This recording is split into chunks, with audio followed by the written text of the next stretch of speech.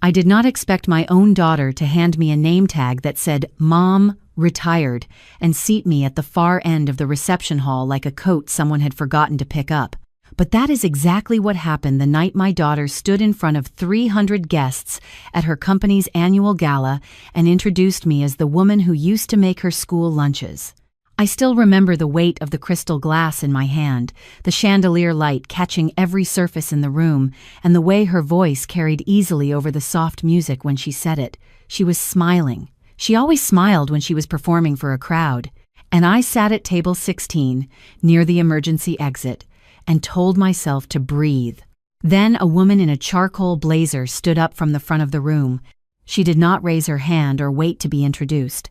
She simply stood, looked directly at me across the length of the hall, and said 6 words that stopped every conversation within earshot. "I have been looking for you." Chairs shifted, heads turned. My daughter's smile flickered like a candle in a draft, and the woman began walking toward me with the kind of calm that belongs to people who have never once doubted their own direction. What happened next turned the most quietly humiliating evening of my life into something I am still learning how to carry.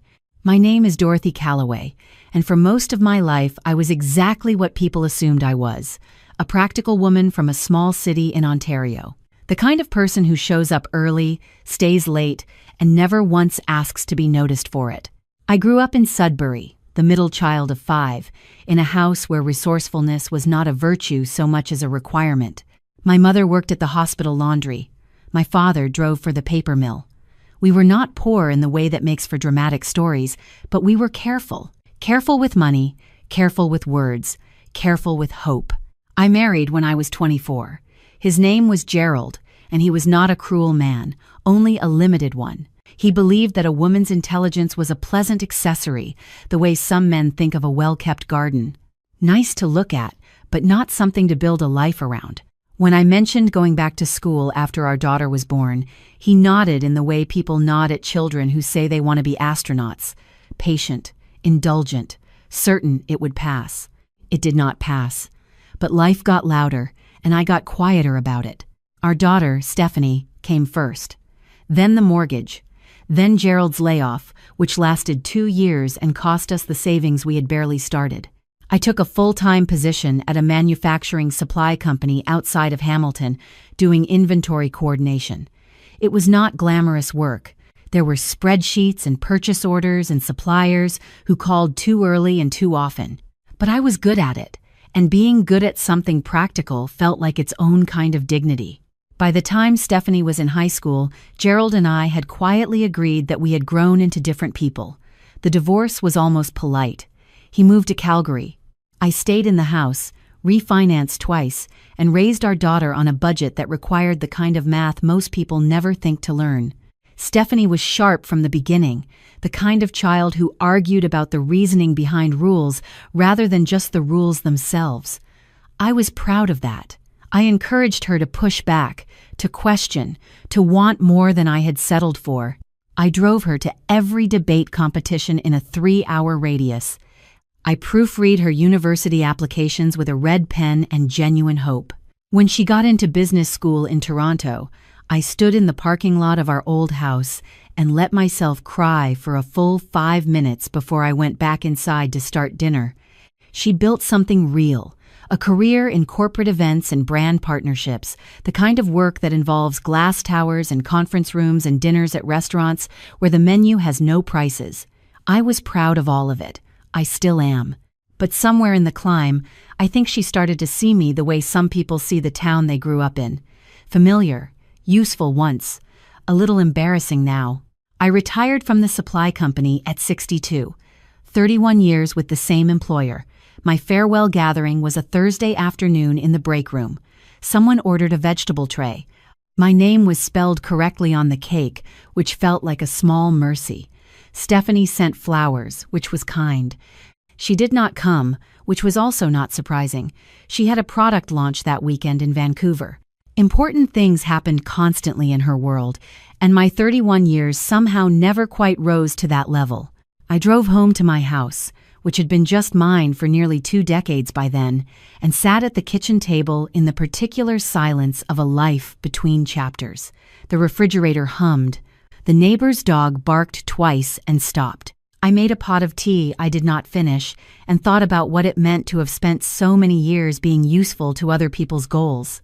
I had carried something with me since I was in my late 20s, a notebook, not always the same one, but always the same intention.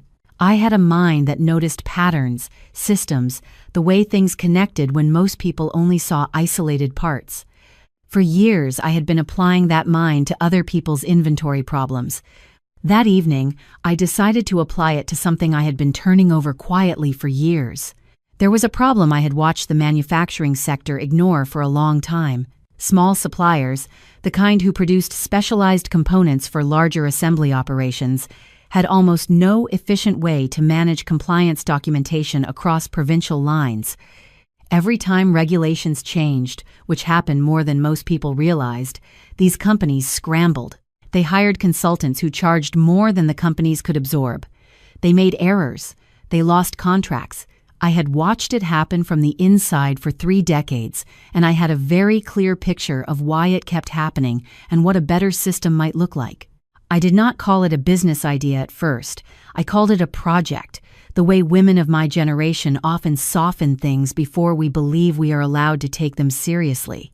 I spent the first 6 months reading regulatory frameworks, software development basics, existing compliance tools and their limitations.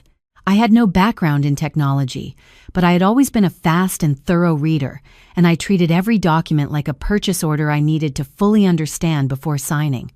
I filled 4 notebooks. I drew diagrams on graph paper. I asked questions in online forums under a username that had nothing to do with my real name, partly for privacy and partly because I was not yet ready to be someone who asked questions like that out loud.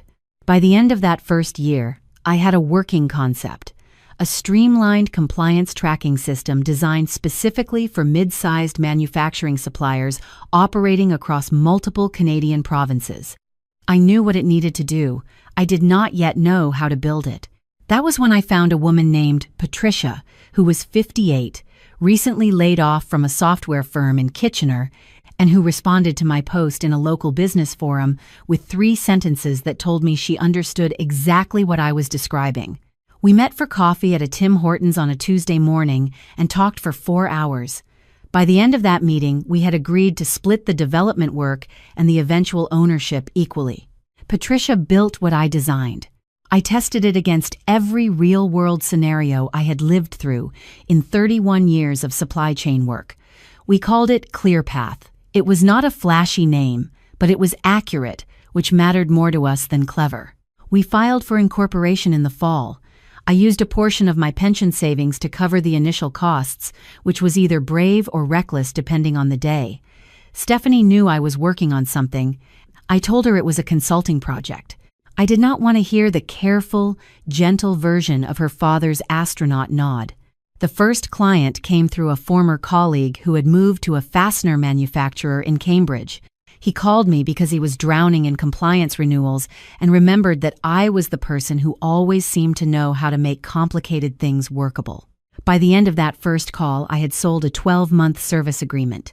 Patricia and I sat on my porch afterward and shared a bottle of wine we had been saving for exactly this kind of occasion.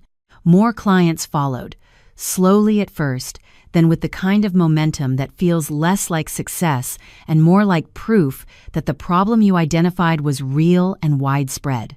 By the end of our 3rd year, ClearPath had 46 active clients across Ontario, Quebec, and Alberta. Industry associations had started referencing our documentation in their own guidance materials. A regulatory consultant in Ottawa had called Patricia to ask if we were open to a licensing conversation. We were not yet ready for that conversation, but I wrote down the date and the name and kept the notes in the second drawer of my desk next to the original graph paper diagrams. Stephanie did not know most of this. I mentioned ClearPath in passing occasionally, the way one mentions a sourdough starter or a renovation project, and she responded with the same polite interest she gave those things. She had built her own world and she was very busy inside it. I understood that. I did not hold it against her. but I also stopped volunteering information about what I was doing, because there is only so many times you can watch someone not quite see you before you learn to stop raising your hand. The invitation to her company's annual gala arrived by email in September. Stephanie's firm handled events for major corporate clients, and this dinner was their flagship showcase. She called to tell me about it on a Sunday morning, and I could hear the efficiency in her voice, the way she moved through calls like a list. She said she wanted me there. She said it would be good exposure, which I thought was an interesting word to use about one's own mother.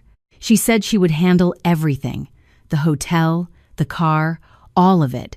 I said yes, because she was my daughter, and because I still believed, even then, that she occasionally needed me to show up, even when she did not know how to ask for it in the right way. The 3 weeks before the gala were not my weeks, they were hers.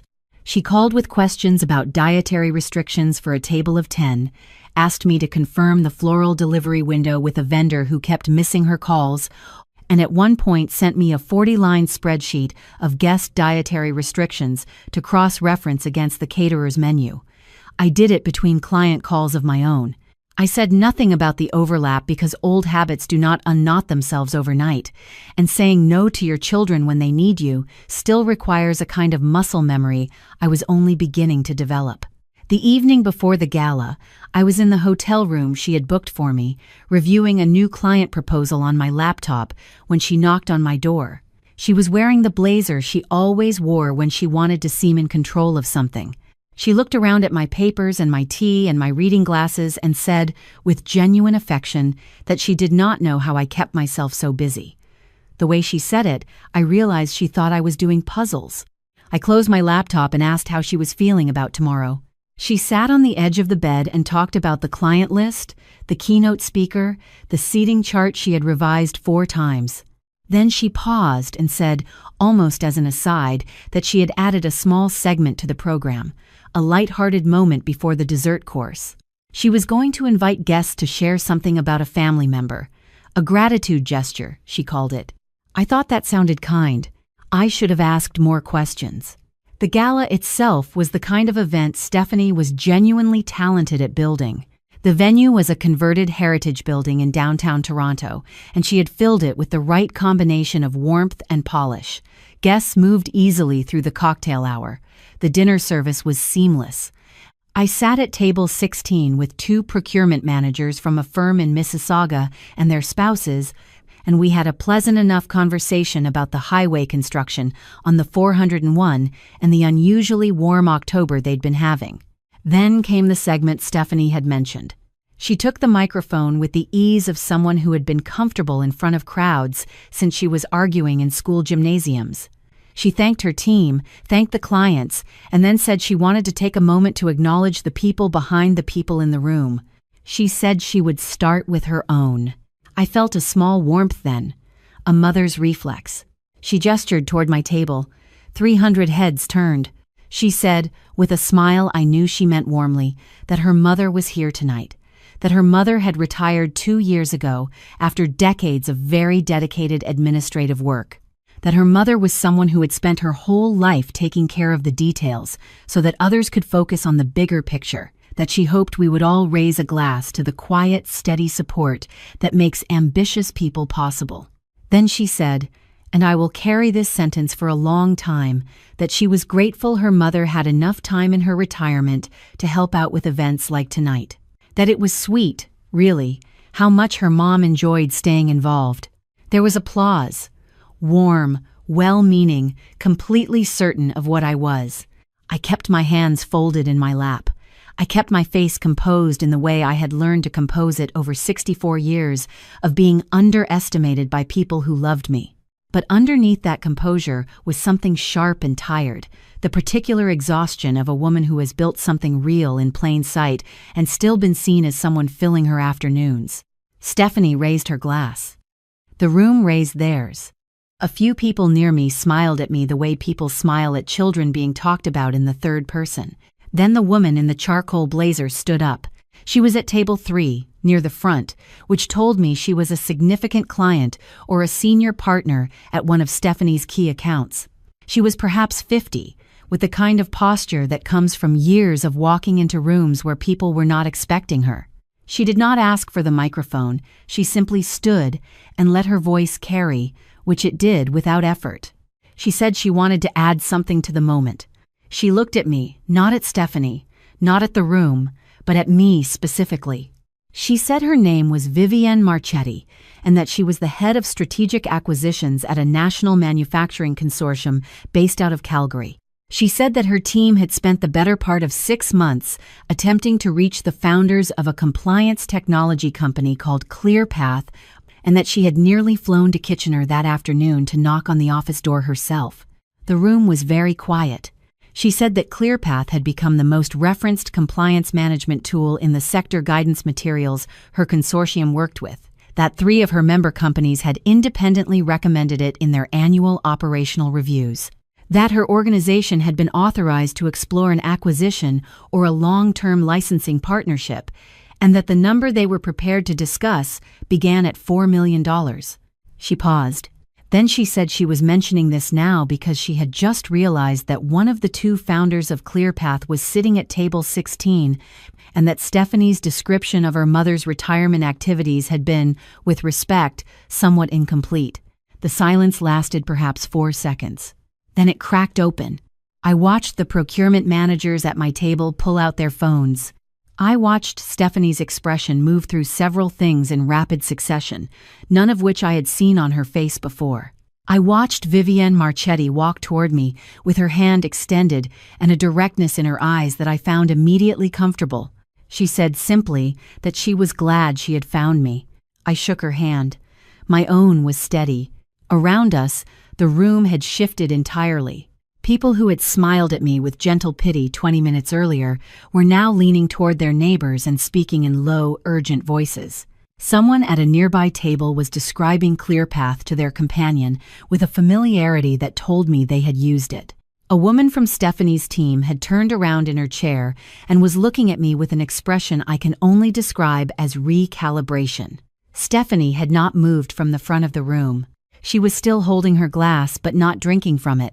I excused myself from the table and walked to the side of the room. Vivienne followed, and we spoke quietly for 15 minutes about ClearPath, about the consortium, about what an acquisition conversation might look like, and what a licensing structure might preserve. She gave me her card.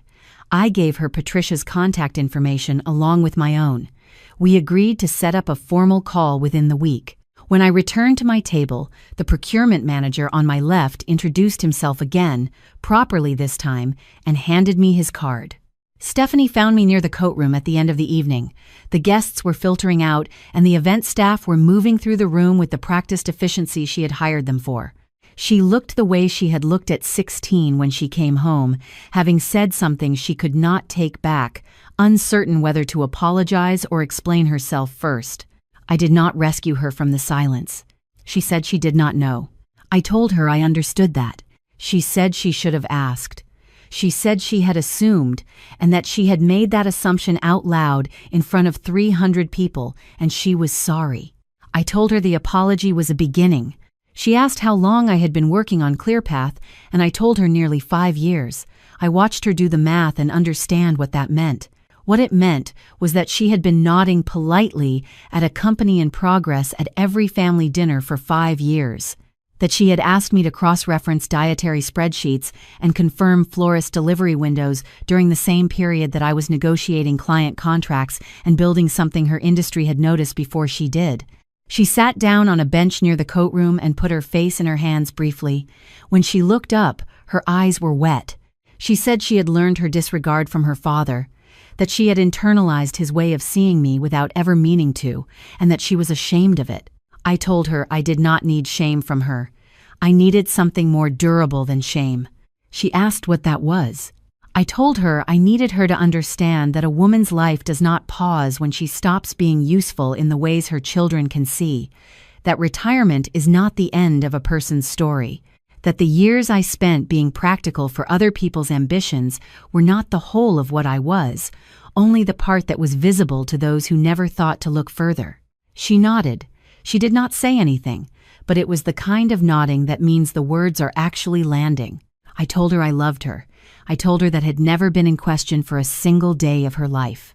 She said she loved me too, and that she was going to do better. I believed she was going to try. And trying, when it comes from a real place, is where better things begin. The following Tuesday, Patricia and I had a call with Vivienne Marchetti and 2 members of her consortium's legal team. The conversation was long, detailed, and entirely serious.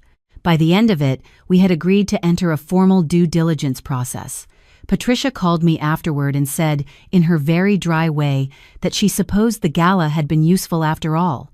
I sat at my kitchen table that evening, in the same chair where I had first started filling graph paper notebooks with diagrams of a problem I believed I could solve. I made tea. I looked at the original notebook, still in the second drawer, and thought about the version of myself who had written in it without being certain anyone would ever care what it said. She had been right to keep going. She had been right not to wait for permission. There is something I want to say to anyone reading this who recognizes that particular exhaustion, the one that comes from being seen as the sum of your most visible usefulness rather than the whole of who you are. Your work does not require an audience to be real. Your ideas do not require endorsement from the people who love you to have value. The years you spend being the person who handles the details, drives the carpool, stays late, refinances quietly, and smiles through retirement parties where your name is misspelled on the cake, those years are not wasted years. They are years in which you are also becoming someone. The becoming does not stop simply because no one is watching. Ambition does not have an expiry date. Competence does not retire when you do. And the woman who sat at table 16 near the emergency exit, who spent 40 years being underestimated by people who meant well, was the same woman who built something $4 million worth of people wanted a piece of. You do not need to be discovered to be real, but if someone stands up in a room and names what you have built, I hope you are sitting there with steady hands, ready to shake theirs. And to the daughters and sons who have been nodding politely at their parents' projects while assuming the shape of a life you never actually looked at closely, it is not too late to look. What you find might surprise you. What you find might change the way you understand love, work, and what it means to have been raised by someone who never once stopped building, even when no one thought to ask what she was building toward.